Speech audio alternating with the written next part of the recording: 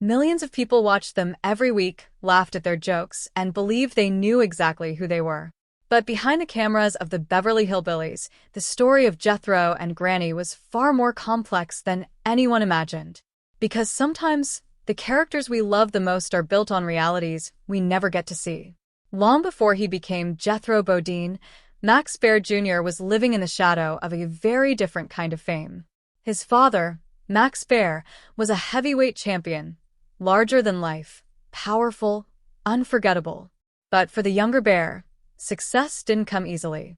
He had to fight for recognition in an industry that rarely made room for newcomers without a clear identity. At the same time, Irene Ryan had already lived a lifetime in show business. From vaudeville stages to radio and film, she had seen the highs and lows of entertainment long before television reshaped everything.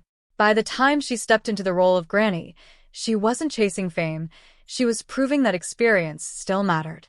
Then came the breakthrough that changed everything. When the Beverly Hillbillies premiered, it wasn't expected to become a cultural phenomenon.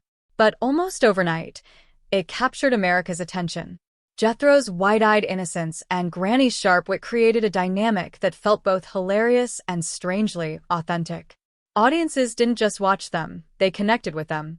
But behind that effortless chemistry, there was a deeper story unfolding. According to those who worked on the set, the environment was both joyful and demanding. The pressure to maintain success grew with every episode. Scripts evolved, expectations shifted, and each actor had to navigate their place within a rapidly changing show. For Baer, the role of Jethro became both a gift and a challenge. He was loved, but also confined.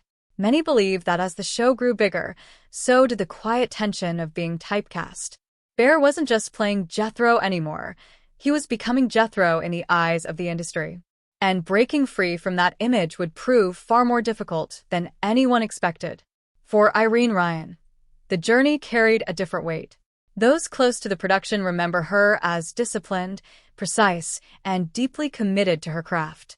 But it was later reported that behind her strong on-screen presence, she was quietly dealing with the physical demands of an intense production schedule. One of the most emotional moments came during the later years of the show, when Ryan's health began to decline. Yet she continued to perform, bringing the same energy and brilliance that audiences had come to love. For Baer, witnessing that dedication left a lasting impression, one that would shape how he viewed the industry itself. Another turning point came after the show ended. While the world moved on to new entertainment, the cast faced a different reality. Baer struggled to step out of Jethro's shadow, while Ryan's legacy became tied forever to a single unforgettable role. But time has a way of revealing truth. In later reflections, Max Baer Jr. didn't speak of scandal or bitterness. Instead, he spoke of respect, of learning, of understanding that behind every laugh track, there were real people navigating pressure, identity, and change. Today, the story of Jethro and Granny is more than just television history. It's a reminder of how fame can shape lives in ways the audience never sees.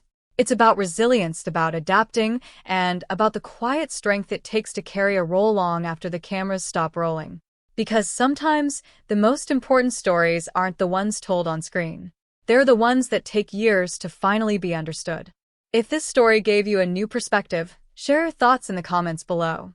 Don't forget to like the video and subscribe for more cinematic documentaries uncovering Hollywood's untold stories.